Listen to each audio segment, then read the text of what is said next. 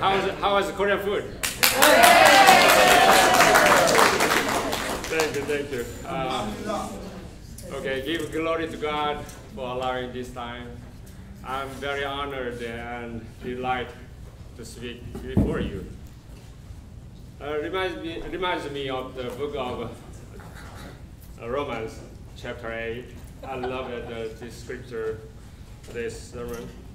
We know that all things work together for good for those who love God and who are called according to His purpose. The idea first came up to Janet, yes, last year at the Adult Education Committee meeting, and then I was able to be held and with the support of Carlton and AEC members. And where's Deanne? Yeah, that's right here. Oh yeah, Deanne, yeah. Deanne assisted and sign-up tables for 2 weeks. Thank you, and Janet, thank you, Carlton, and thank you, Deanne, and AEC members. In particular, Pastor Mark Jones introduced Mark David 1. Actually, Pastor David 1 and his church donated this food. Oh. Yes. Today is Sunday, so he couldn't come here. I appreciated Mark Jones and Pastor David 1 and his church. And Elizabeth closed her Bible forum. Where is Elizabeth? Oh, yes. Thank you for coming. Thank you for coming. And the Bible forum members, thank you. And I'm very thankful to Jake, who is on vacation now. He supported everything. So I'm very thankful. And I also thank Paula and thanks Pastor Mark Holm for serving as a speaker today. So, yes, we so many brothers and sisters cooperated for good today. The purpose of this event is this. We don't know how much about our neighbors. If I don't know my neighbors, I can't love them. So, and Jesus is speaking to us in the book of Mark, chapter 12. You shall love the Lord your God with all your heart, with all your soul, and with all your mind, and with all your strength. And you shall love your neighbors as yourselves. So that is the purpose of this event. I didn't know you well when I immigrated to the United States. That's why I came to WPC 5 years ago. Now I'm getting to know you, and I can love all of you. Thank you.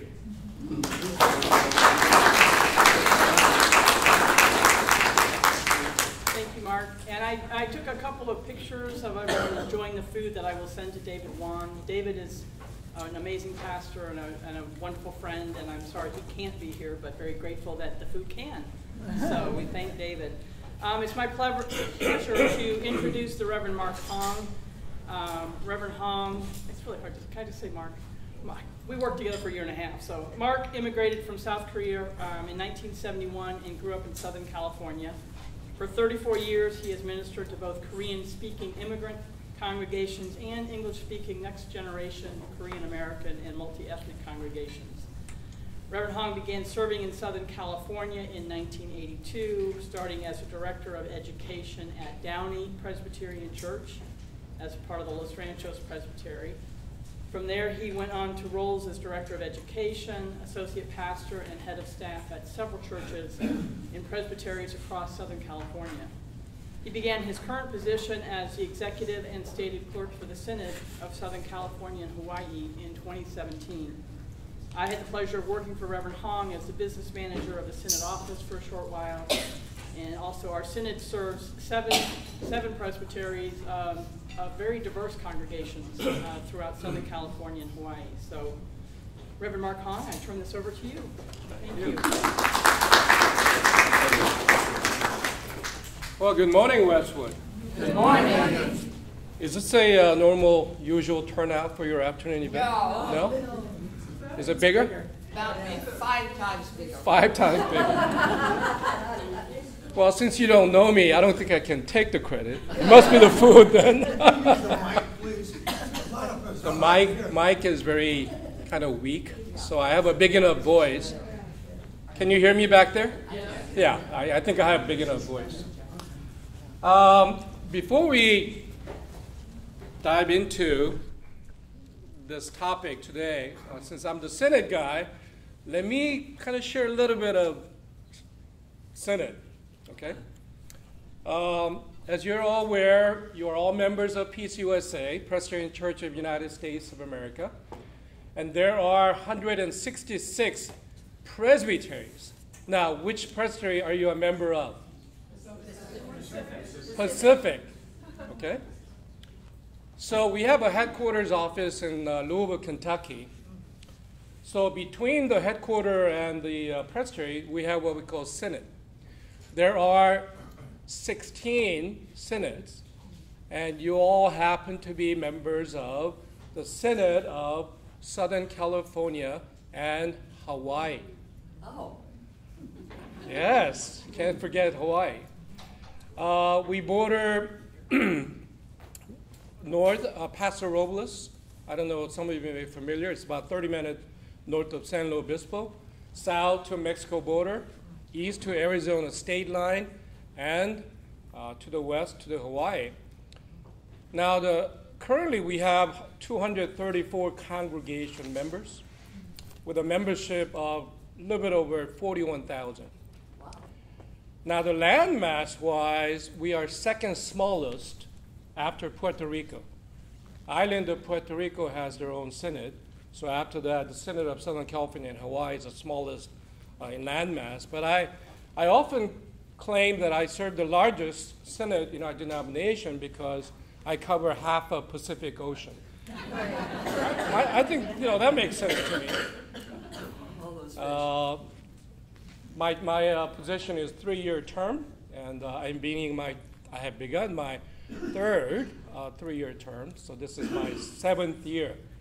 And I would appreciate it when you're praying, maybe if you can include the Synod and myself in your prayers. I really greatly appreciate it.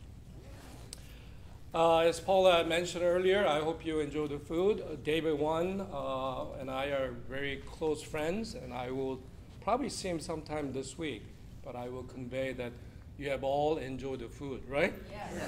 Good. Thank you. One disclaimer. As Paula mentioned that I came to the States in 1971. You were an infant. 71 at an age of 12. Really? Yes. I came to this country knowing one word of English, which was no. Came in handy though. And amazingly, 52 years have gone by. If I mention anything that's erroneous, you have your very own Abraham here, so he's going to be correcting me with the correct information. But as Paula mentioned, I served the Korean immigrant community for 34 years. But obviously, last 50 years, Korea has made such a development. Anybody here been to Korea, South Korea at all? What year? Were you there? 2016. Okay. 15. Okay, that's pretty recent. Okay. Anybody else? You have? Yeah.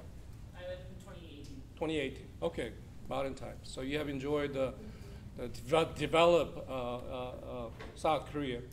But when I left 1971, it was still reeling from the Korean War.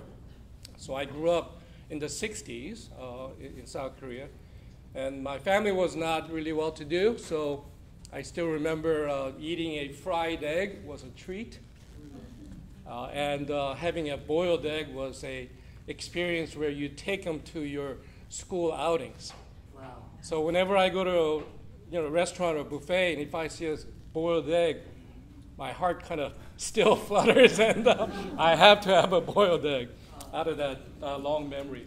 My apologies. The font is a little bit small. I was thinking maybe the screen will be bigger, but we have a better technology. But Korea is commonly referred to as I don't know whether you can read it, the land of the morning calm. Now, I chose this picture because Korea is 70% mountainous. Jeepers. Yeah. When you have an opportunity to visit South Korea, you will undoubtedly, if you take train or what they call KTX, which is a bullet train, you will go through countless tunnels. Okay? Because you can't go around the mountain in order to have a bullet train. So they simply dig underground to a tunnel. But they're commonly called the land of the morning calm, and until the 19th century, Korea was also referred to as the hermit kingdom because it had closed its borders to outsiders. So only recently, as 19th century began to open up, and we will go into that a little bit more. Oh, by the way, I will share my presentation maybe about 30, 40 minutes, and after that, if you have any questions, we'll go through some Q&A, okay? Let's do some geography test. When I came here in 71, I ran across with someone on the street, and I told him, hey, I'm from South Korea, and he said, which street is it on? Oh. A wonderful geographic education that I could. But as you probably know, South Korea is located right here, right? Japan, South Korea. As you can see, it's a very small piece of land. And if you notice, in a way, in modern times, it's very strategically located between China and Japan. And that becomes a very much important factor of modern political system. And in a way, some struggles that we are having with East and West conflict. It's not going. Maybe it's kind of, there we go. Let's see if it'll go. There we go. So, Japan, South Korea, North Korea, China, Mongolia, and Taiwan, which has been in the news lately. Philippines, Vietnam. Now, this is the map of North Korea and South Korea, where capital of North Korea is called Pyongyang. South is Seoul. Seoul is roughly about 30 miles from this border, if you want to call it that. My understanding is that if North Korea wants to invade, let me go back. South Korea again, their cannons can hit South Korea. Seoul. It's that close. Now, I want to give you kind of comparison to the square mileage of South Korea. So California, roughly 163,696 square miles. South Korea is 38,502 square miles. It's a little bit smaller than North Korea. If you can picture Kentucky or maybe Virginia, that's kind of an equivalent size of South Korea. Let me kind of run through you. Oh, by the way, Koreans have this expression. When they're having a very light experience, they call it, it's like licking the outside of a watermelon. Right? So today it's going to be kind of licking the outside of the watermelon as we kind of go through this. In 19th century, some of you are aware that Japan annexed Korea, and that period became between 1910 to 1945. Why 1945? What took place in 1945? End of the Second World War. Did you see the movie? Yes, yes.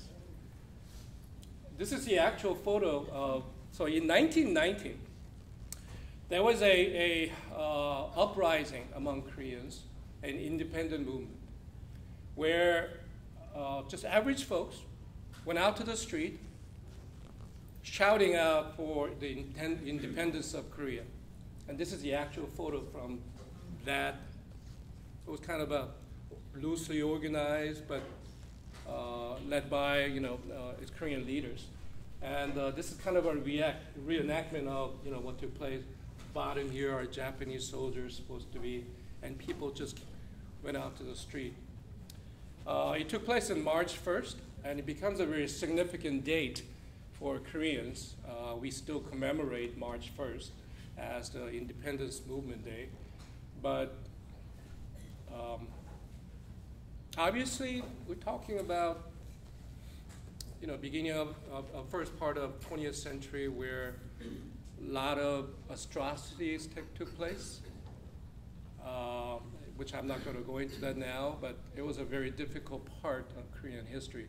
Let me just share with you that.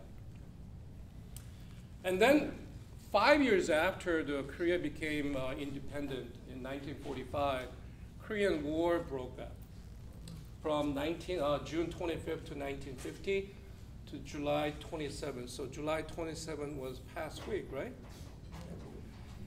As some of you know, the war never officially ended. They just simply signed armistice. Okay? So the conflict still rages on, it continues on. So if you look at this map, so end of Second World War, United States and Soviet Union made an agreement where northern half, so this is a 38th parallel, northern half will be occupied or controlled by Russia, and then southern part will be controlled by United States. During that 5 years, from 1945 to 1950, North Korea, actually the Soviet Russia, supplied weapons and trained soldiers and armies and what have you. So they were more prepared for a war than South Korea. So June 25th in the morning, North Korea invaded South Korea, and South Korea retreated to about this portion of southern part. Okay? And it was hanging on. And at the time, UN, along with the United States, decided to defend South Korea. And General Douglas MacArthur, I'm sure some of you, many of you remember him. He had this brilliant idea of making a landing at this place right here. It's called Incheon. That name might be familiar because right now there's a international airport at Incheon. And so what he did was he landed the Allied forces and then basically cut off at the waist, trapping. Oops. Well, there he goes. These are some of the pictures of what transpired during the war. U.S. Army soldiers and the planes and the landings and some of it. And another couple of photos. This young girl is wearing a Korean traditional clothes called hanbok. And this is the Korean War memorials in Washington. Yeah. We call that Forgotten War, do we not? The Korean War. It took place about 3 years, and I think U.S. lost roughly 53,000 soldiers in that conflict. Now, this was one of the bridges that Allied forces bombed to prevent North Korean to continue marching on. But obviously, the civilians used whatever that was available to flee the conflict from the other side of the ocean, to the river. This is the bombed out section. This is a picture of Seoul, which is the capital of South Korea. Oh my God. Basically, it was decimated because a lot of bombing and what have you. And whatever structure they're kind of remaining are fairly smaller structures that survived the bombing. Yes, sir? How many South Korean soldiers were killed? Oh, that's a good question. I thought about that information. I thought maybe I should think about that, but I never got to We it. don't know how many North Korean soldiers were killed either. No. But we're talking, I mean, civilians and soldiers, we're talking millions. Was Seoul bombed by the UN and United States forces, or Yeah. by the? Both, in a way, yeah. If you can go back, well, let me put it, look at the map here. So I mentioned to you that General Douglas MacArthur landed in Incheon, cut out the middle, and what they did was they pushed all the way up to the border. Oh, shouldn't be touching that screen, no. To the border. Now, by the way, this is China. This sliver of little place here is Soviet Russia. Okay, there it goes again. Oh, gosh. And there is a city, a port city that's very strategic for Soviet Russia. It's called Vladivostok, and they have their naval base there. Okay. So Allied forces pushed all the way up to that until China decided to get involved, and they sent their soldiers, and then they were pushed back again. So this conflict went on for 3 years. Yes, sir. Remarkably, there were 1.3 million South Korean casualties and 300,000 of them were military. Thank you so much. Thank you. And as I mentioned, it was July 27, 1953. They decided to sign the armistice, and then this line became the boundary as we know now. So I wanted to kind of share with you this photo. So this is what took place. This is a place called Panmunjom, where, let me give you a little aerial picture. So this part, there's a line there, right? This side is South Korea, and that side is North Korea. So they built a structure so that if they need to have some type of meeting between South Korea and North Korea, they would go into this building, and then obviously there will be a table there, you know, and then North Koreans will sit on their side, and you know, so on and so on. I think Trump crossed over to North Korea, didn't he not? Yeah, when he was meeting with Kim Jong-un. And recently, was it a couple of weeks ago? A U.S. soldier crossed over too, right? And looks like we are not hearing much of a news from what's going on. So this is called Panmunjom, and if you ever visit Korea, this has to be one of the places that you need to visit.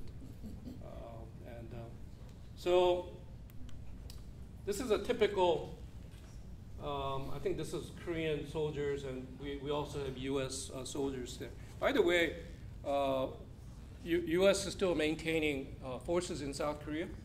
I think the size is roughly about 30, a little bit over 30,000. And obviously North Korea is perturbed by that. You know, it's still U.S. presence in South Korea. But many feel that U.S. presence in South Korea is very vital, maintaining the peace in Korean Peninsula. Now, this is a USS Kentucky. This is a submarine that carries nuclear ballistic missile. It's very significant because it made port in July 19 this year, 2003, in South Korea. I think it made port in Busan, which is the second largest city, a port city. It is very significant because, in a way, nuclear weapon,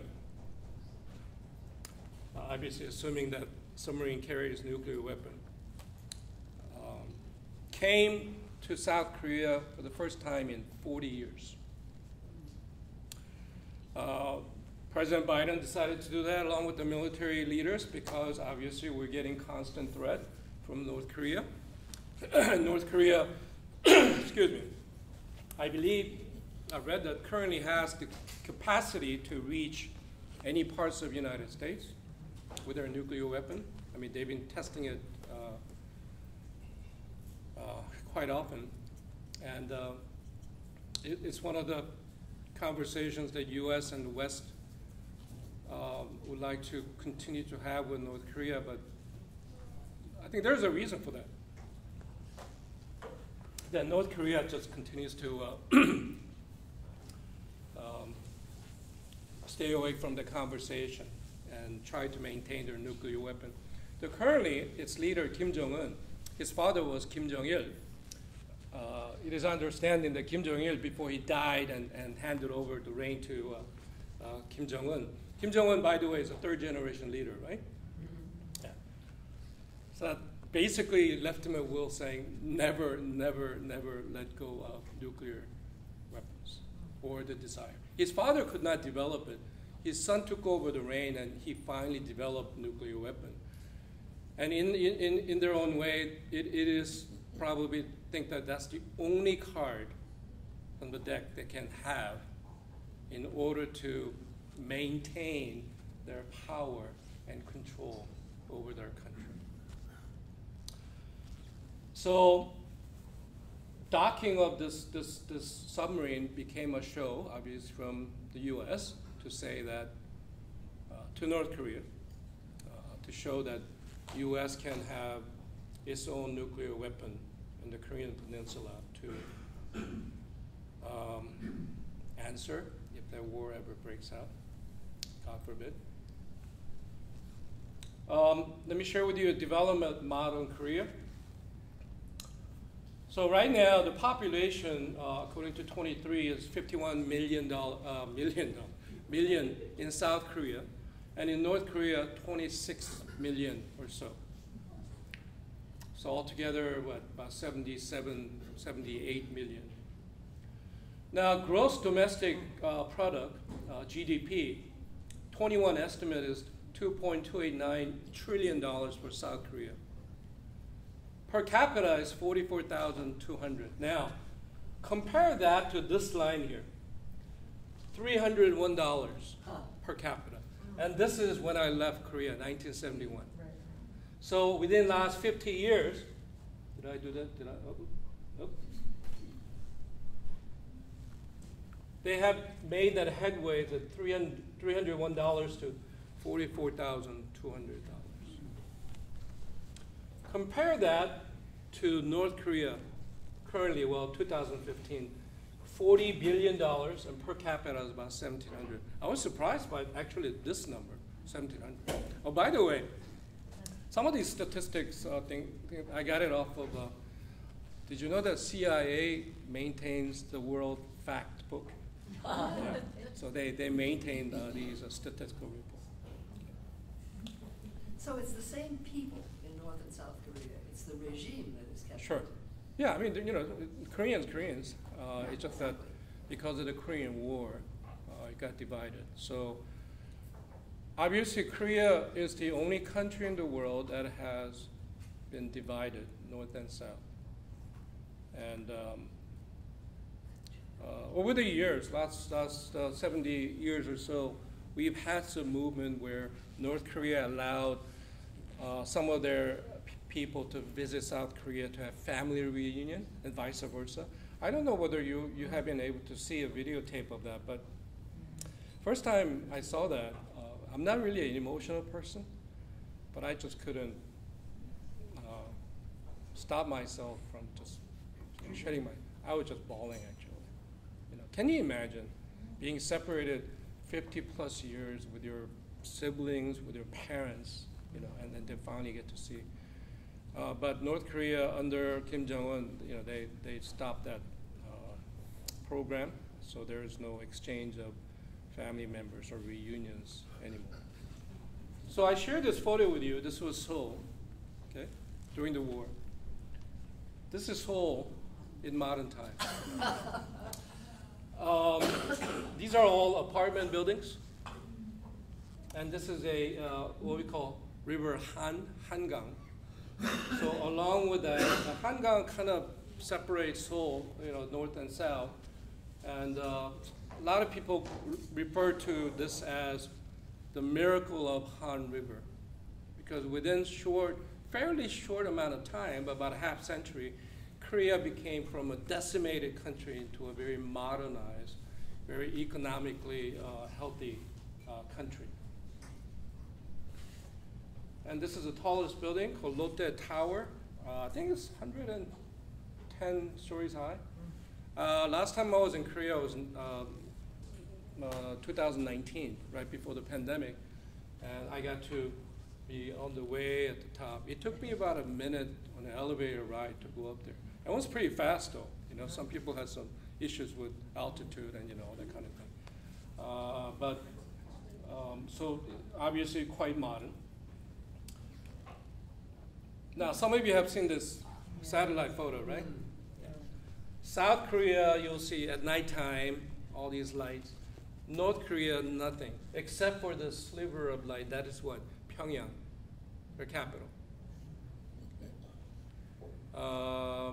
So that means that obviously nighttime, rest of the country, the electricity is not being supplied. Along with that, so basically what happens is that those who are living in Pyongyang gets to enjoy the modern amenities. They carry cell phones, they have large screen TVs, they have apartments, but these are like Communist Party members, military personnel, politicians, if you want to call it that, government officials. So they do enjoy the modern amenities, but the rest of the countries do not. By the way, I didn't show this, but there is a river that is cutting across the entire border. And we know that we get North Koreans escaping North Korea and through that river, maybe a shallower part of the river. It's almost like when I look at our TV and see, immigrants crossing, right? Yeah. I mean, you're seeing that, right? Looks like on the Rio Grande, there's the shallow part, so they're just kind of walking through. But obviously, they're posted with guards, and and if you get caught, then obviously you're going to be sent to the concentration camp, not just for yourself also, but along with your family members as well. I imagine you have to be that brutal to maintain your power and control over 20-some million, people. But if you happen to visit Korea, I hope you'll get to visit this small island called Jeju Island. This is like the Hawaii of Korea. Okay. So it's a beautiful island and good, fun place to be. Now, let me talk a little bit about this development of what we call Hanyu, which is a Korean cultural stuff. Anybody recognize this photo? Yeah, this is what, from Parasite, right? Yeah. Did you see Parasite? Yes. I did go see that movie, and when I went to see it, I had no expectation. I didn't know what the storyline was, and then I just came away blown away by it because, wow, Koreans can make that kind of movie. Because maybe I was still thinking of late '60s where the movies were kind of, but this movie wound up winning 4 Oscars, right? Yeah. How about this? I'm sorry, the picture is not that clear. Some of you have seen it in Netflix, the Squid Game, right? Yeah. I think Squid Game 2 is coming out this year. Oh. It was too scary, I didn't want to watch it. Yeah. And this, also I started watching it, and I had no idea what the story, plot line was. I'm thinking, oh my gosh. But I could not stop watching, and I binge watched the entire episodes in one sitting. But I think it did quite well in the awards as well. I don't know whether you recognize this woman. Her name is Yoon Ye-jung. By the way, Koreans And Americans, we have a different way of calling out our names, right? Koreans, they use the last name first, and then the first name. Right? So Yoon is her last name, Yeojung. And this is a scene from a movie called Minari, and she wound up winning the Oscar for Best Supporting Actress. It's a, it's a huge thing. I mean, obviously for Koreans. Now, some of you know this guy, right? His name is Psy. Psy, yeah. He came up with a song called Gangnam Style. Gangnam, some of you may know. Gangnam is like, if I can compare it to maybe like, well, Westwood, Beverly Hills, very affluent area. Now, yesterday I went into YouTube and to see how many hits his song, what was the update? 4.8 billion hits on that song, one song alone. It was just, he was surprised that he became such a hit worldwide. And some of you may know these boys, they're called BTS, right? BTS, English, obviously, but Korean, it stands for 방탄소년단, meaning bulletproof boys. BTS word. Now, they have produced many, many songs, and their videos altogether had 26.7 billion hits. Do they get paid? Right? You get paid, right? If you get like over a million or whatever. So hopefully they made some money. And all the electronic stuff that Korea is known for. This is a Samsung product. I don't see any cell phones, but I'm sure some of you are carrying Samsung phones, right? Yeah. Kia. There are only two models out of Korea, Hyundai and Kia. But Kia is owned by Hyundai. It's a different division. Yeah. And this is it was chosen as the 2023 World Car of the Year. This is Hyundai Ioniq 6 electric vehicle. Yeah. My daughter recently test drove it. She really loved it. It was a little bit out of her price range. But, it's supposedly like 360-mile range and, things like that. But unfortunately, the Biden's Inflation Reduction Act does not cover, right? It only covers a domestically made vehicle, $7,500 tax credit. And you had a little bit of taste of Korean food, but it's just array of Korean cuisine. And this may be a little bit more familiar to you. Many of you who have been to all-you-can-eat Korean barbecue, right? Yeah. You cook it on the table. Oftentimes, the employee will come and cook it for you, but you can cook it yourself. But there are an array of other dishes that they'll give you. I think Westerners are quite amazed that these small dishes we commonly refer to as banchan, which is side dishes. Those are limitless. They'll bring it to you as much as you want to eat. So obviously, what restaurant can you go in? You get all kinds of things. Now, let me talk a little bit about the history of Christianity in Korea. I'm going to just run it very through. First time it was introduced in Korea was 1603. Catholics. Okay. 1758, it was outlawed. 1785, it was reintroduced. Now, when I say outlawed or reintroduced, it depends on who the king happened to be at that particular moment in Korean history. 1866, there was a great persecution of Catholicism. So 8,000 plus Catholics plus 9 French priests were killed. 1883, the first Protestant church was created.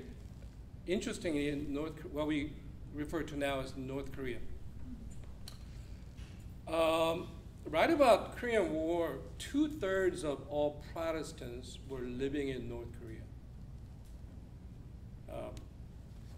And then these two names, 1884, Horace Newton Allen, and 1885, Horace Grant Underwood. Allen was a medical missionary sent by North Presbyterian Church. Okay. And Underwood was also a missionary sent by North Presbyterian Church. Allen, when he came, he was a doctor, and there was a uprising where there was a conflict among Korean royalties, and this royalty got injured, and Allen happened to be the one who was brought in to treat him, and therefore he gained the trust from the Korean royalty to do his work.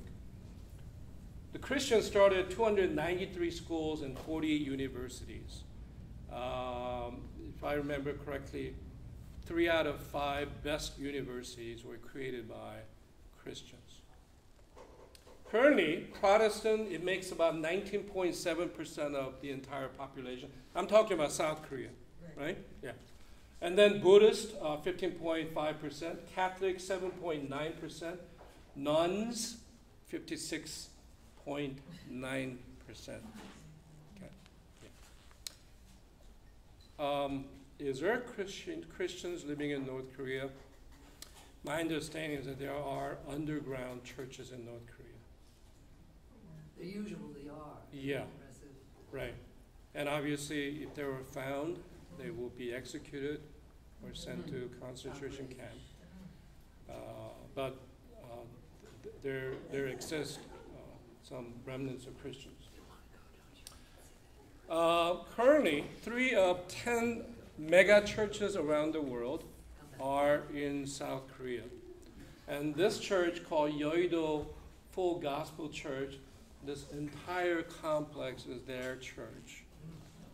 It is the largest in the world. One time, they boasted 800,000 membership.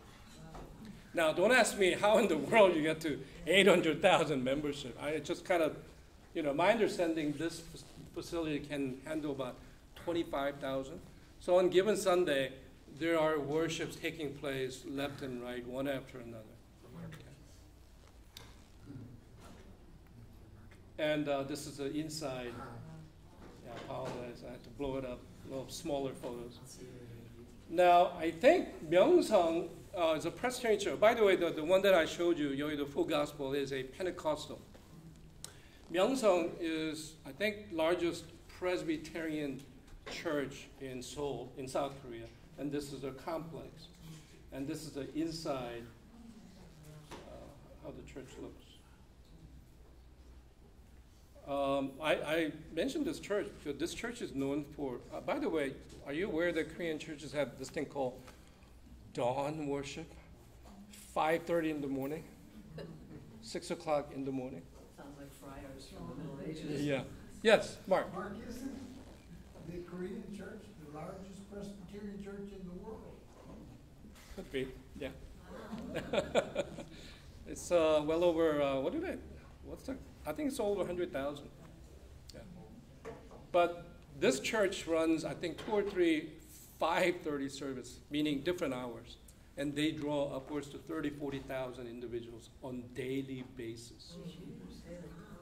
I did not mention it when I was kind of giving you the years, but in 1907, there was a great revival in Pyongyang.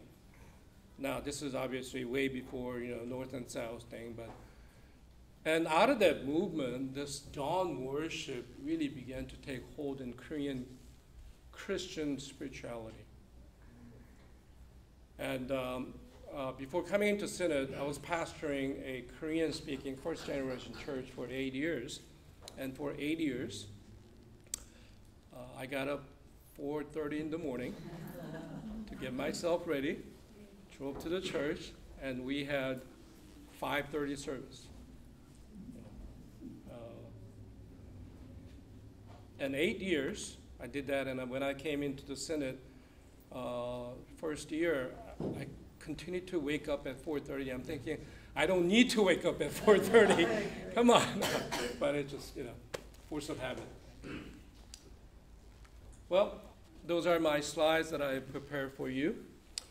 So Korean churches really had a rapid growth after I left Korea, 70s and 80s.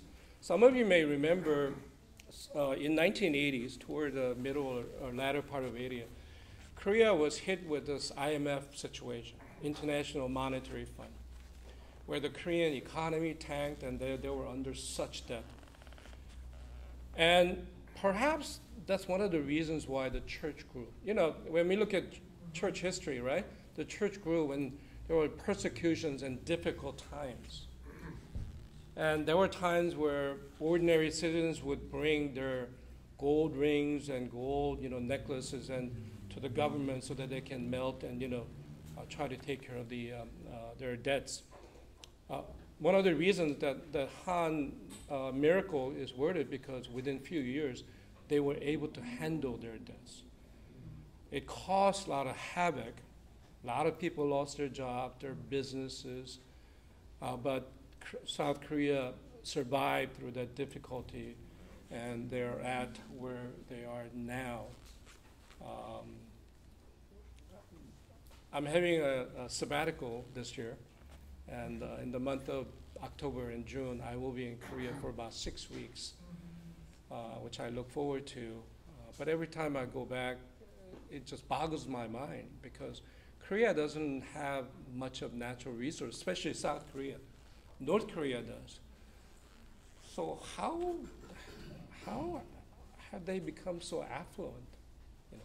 Obviously, a lot of electronics, automobiles, exports. Because when I go to Korea and I look around, obviously they know that I'm not from around there because I dress differently and I act differently so I basically consider myself as a foreigner who happens to speak the language. 50 years plus, right? And I grew up in the States, the education system and what have you.